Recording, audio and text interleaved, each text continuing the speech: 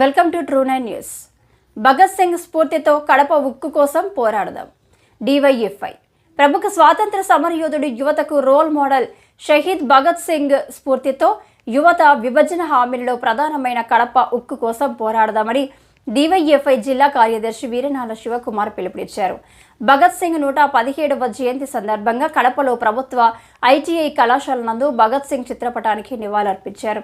ఈ సందర్భంగా శివకుమార్ మాట్లాడుతూ యువతకు ఒక రోల్ మోడల్ అయినటువంటి, ఒక ఆదర్శమూర్తి అయినటువంటి భగత్ సింగ్ విగ్రహం కడపలో ప్రభుత్వ అధికారులు ఏర్పాటు చేయాలన్నారు. భగత్ సింగ్ రగిలి ఒక నిప్పు కలికాని యువత ఆయన స్ఫూర్తితో ముందుకు రావాలని అన్నారు.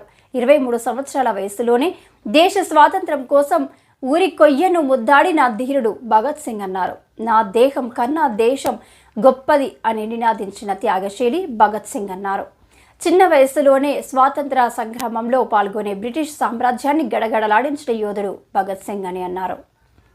ఐటీఐ కాలేజీలో భగత్ సింగ్ జయంతి 117వ జయంతి సందర్భంగా ఆయన నివాళులు అర్పించడం జరుగుతోంది. ఏదైతే దేశ స్వాతంత్రం కోసం అమరుడైనాడో భగత్ సింగ్ ఆశయాల్ని మనమందరం కొనసాగించాలని చెప్పేసి మనం చెప్తా ఉన్నాం.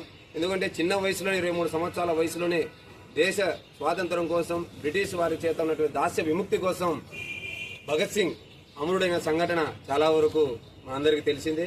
కాబట్టి దేశ యువతకంతా ఈరోజు భగత్ సింగ్ ఒక రోల్ మోడల్ అని చెప్పేసి మనం చెప్తా ఉన్నాం.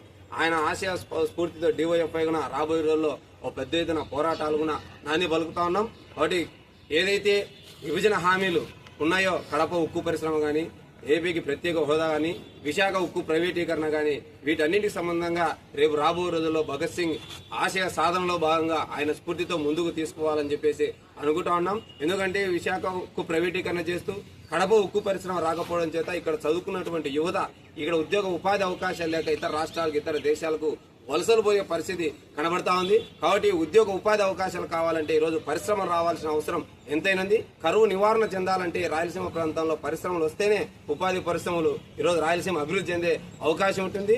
కాబట్టి ఖచ్చితంగా ఏదైతే కేంద్ర ప్రభుత్వం విభజన హామీలో స్పష్టంగా ఉందో కడప ఉక్కు పరిశ్రమ ఏర్పాటు చేయాలి. అంతేకాకుండా ఎంఎస్ఎంఈ టెక్నాలజీ కొప్పర్తిలో ఉన్నటువంటి పారిశ్రామిక సంబంధించినటువంటి టెక్నాలజీ ఈరోజు అమరావతికి తరలించే ప్రక్రియ జరుగుతోంది. కూటమి ప్రభుత్వం ఇప్పటికైనా ఆలోచించి నైపుణ్య శిక్షణకు సంబంధించినటువంటి ఇక్కడ అందించాల్సిన అవసరం ఎంతైనది.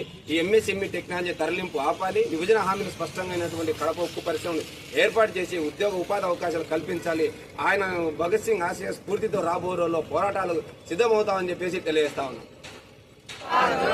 జోహార్ కామ్రేడ్ భగత్ సింగ్, సాధిస్తాం భగత్ సింగ్ ఆశయాల్ని, సాధిస్తాం భగత్ సింగ్ ఆశయాల్ని.